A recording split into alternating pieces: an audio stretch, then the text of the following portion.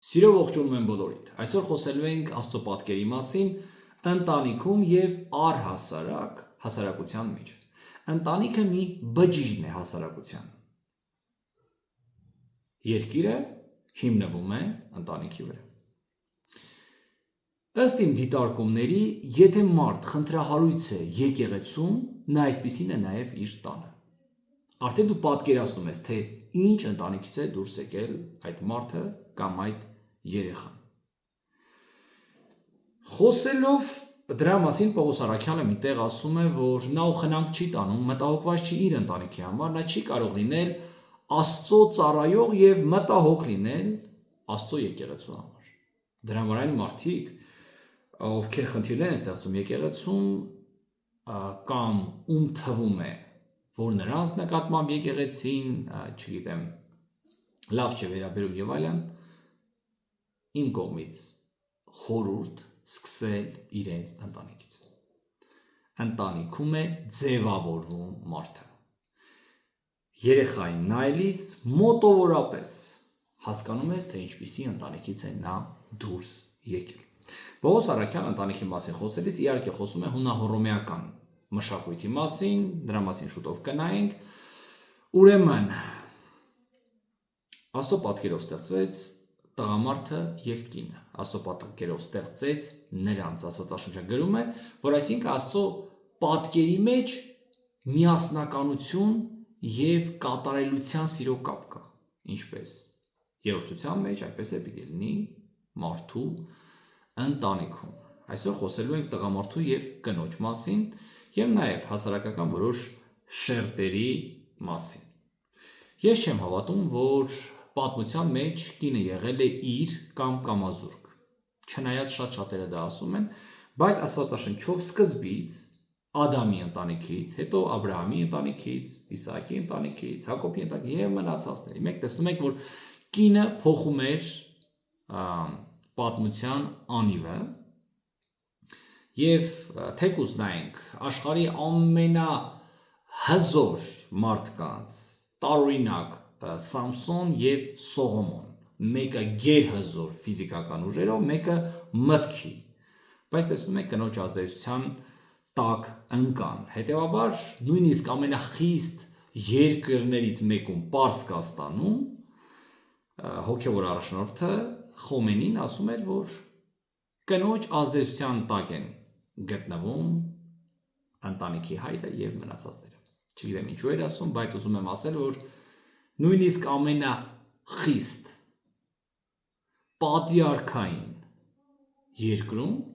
մարդիկ հասկանում են, որ դեռ Ադամ ու Եվայից կինը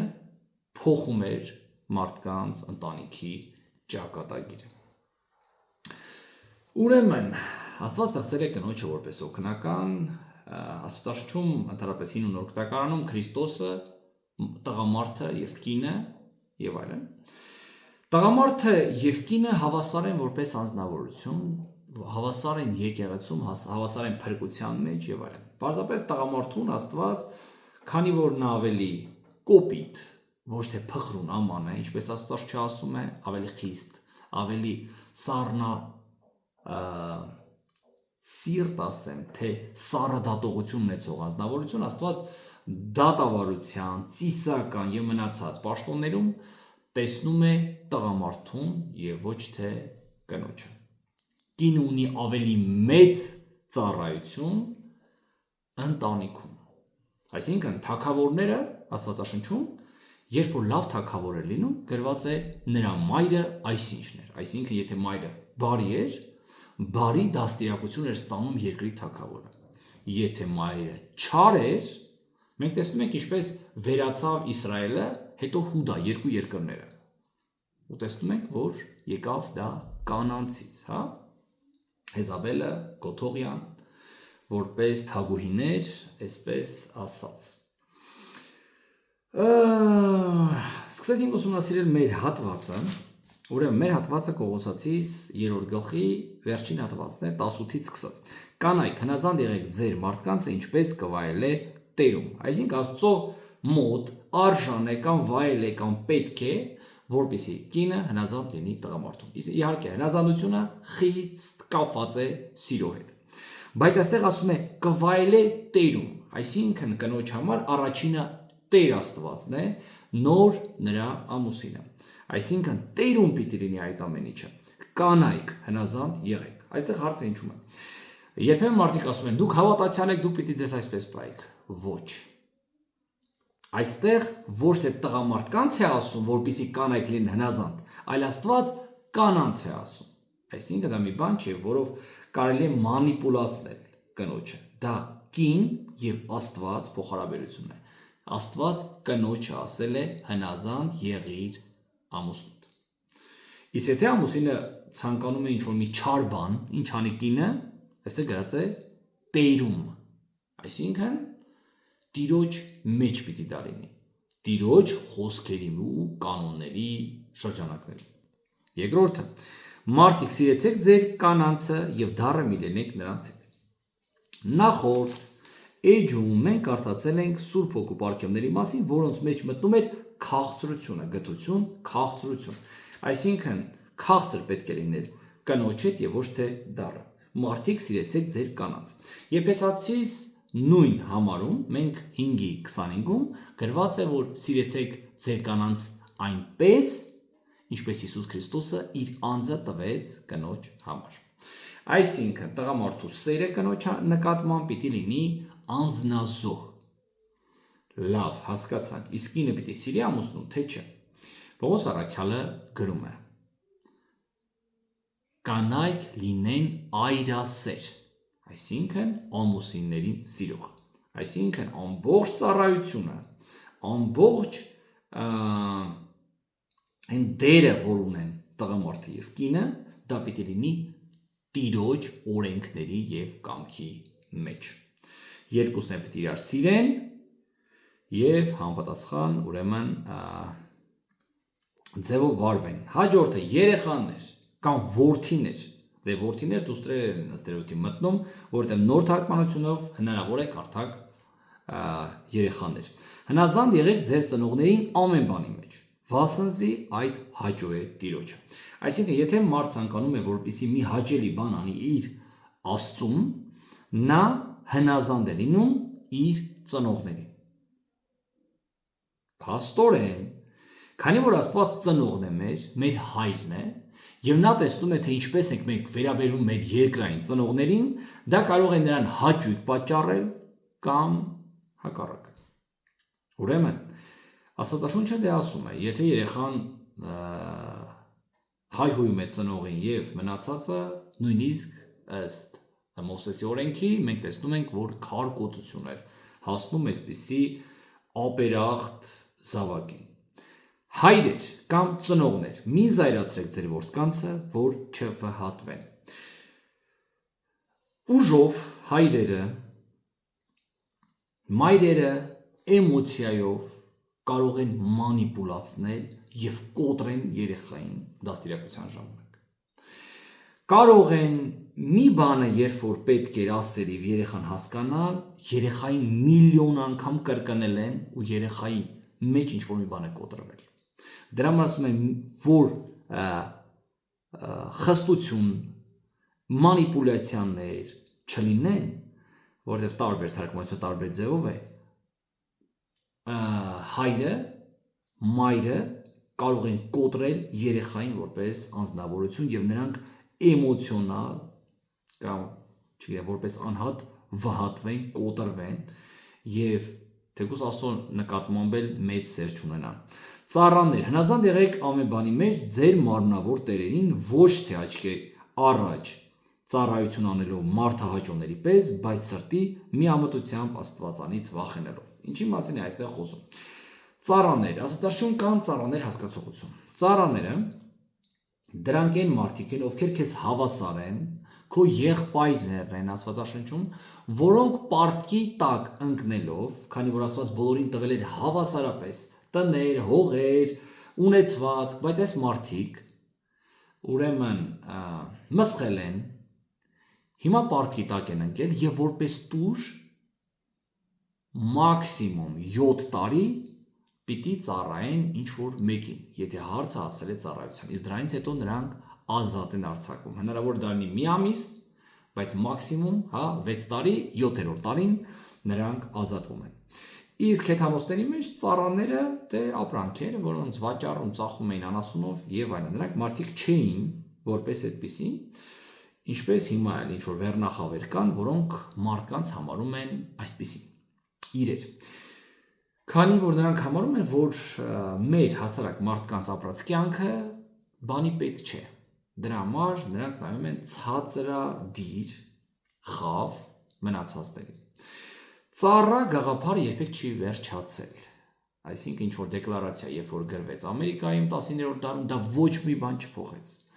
Մարդիկ միշտ էլ եղել են ծառա։ Ծառա համակարգում, ծառա ինչ-որ մարդու, ինչ-որ հարուստի միշտ ծառայությունը եղել է։ Դա հիշեք,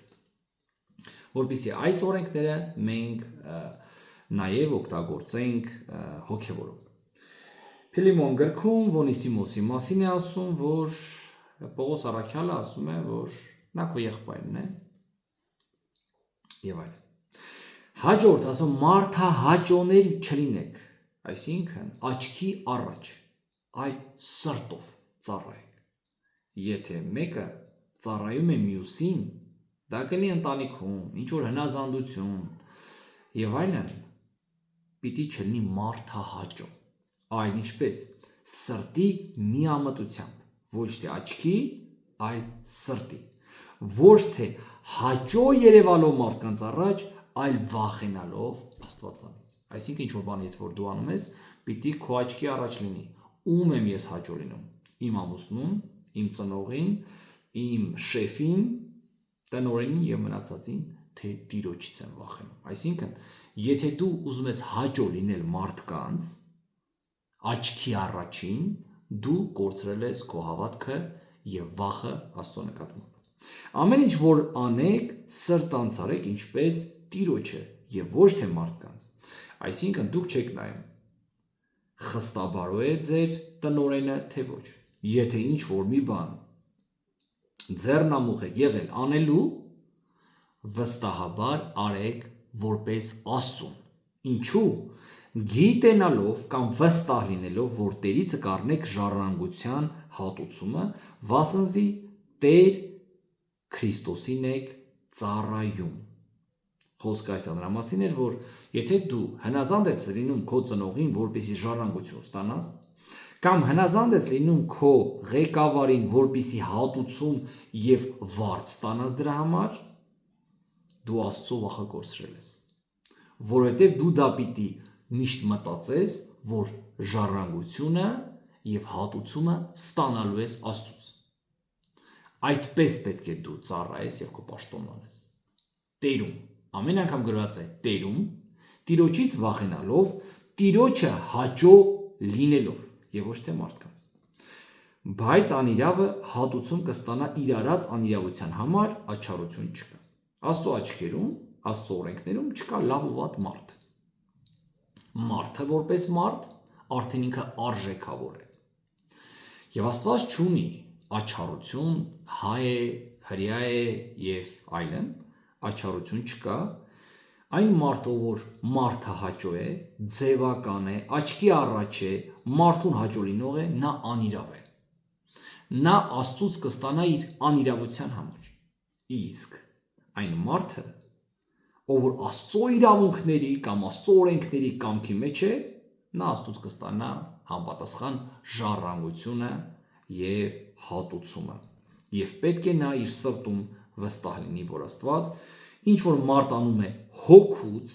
այսինքն սրտանցը հոգի բառն է։ Եթե դու անում ես մի բան հոգուց, ճշմարտության եւ հոգով պիտի անես, կապ չունի քո առաջ ով է կանգնած։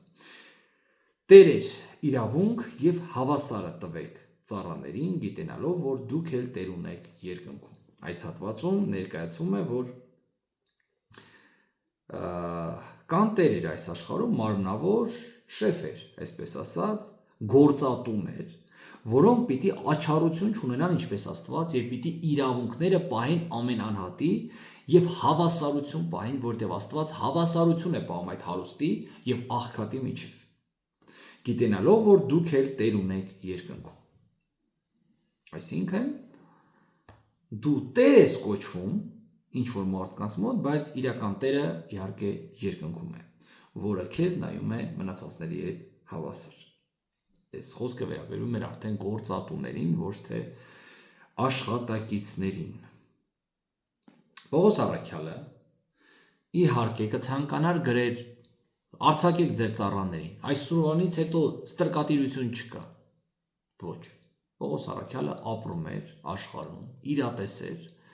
եւ որպեսզի կարգավորի քրիստոնյաներին,